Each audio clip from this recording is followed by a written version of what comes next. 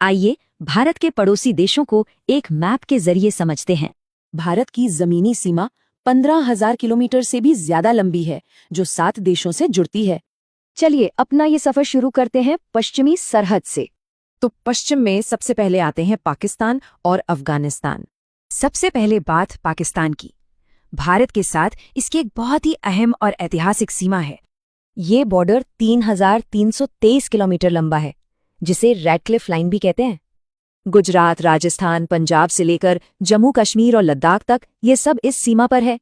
पाकिस्तान के बाद है अफगानिस्तान, जिसके साथ हमारी सबसे छोटी जमीनी सीमा है, सिर्फ 106 किलोमीटर। ये रणनीतिक तौर पर अहम ड्यूरेंट लाइन का हिस्सा है।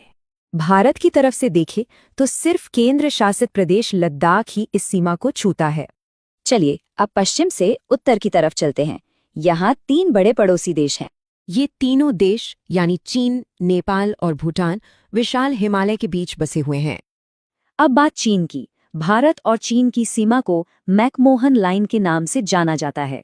ये सीमा लगभग 3,500 किलोमीटर लंबी है और 5 भारतीय प्रदेशों से लगती है।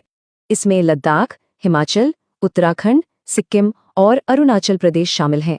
हिमालय में बसे 2 और पड़ोसी हैं, नेपाल और भूटान, जिनसे हमारी खुली सीमाएं हैं।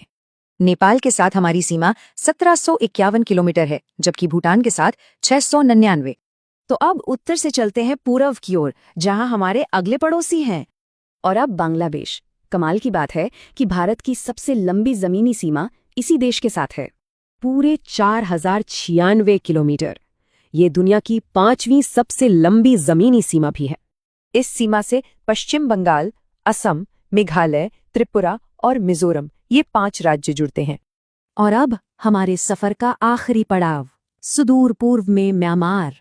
इसके साथ हमारी 1,643 किलोमीटर लंबी सीमा है, जो घने जंगलों से गुजरती है। तो ये रही पूरी लिस्ट। सबसे लंबी सीमा बांग्लादेश के साथ और सबसे छोटी अफगानिस्तान के साथ। ये सीमाएं सिर्फ राजनीतिक लकीरें नहीं हैं, ये हमारे साझा इतिहास और संस्कृति की गवाह हैं।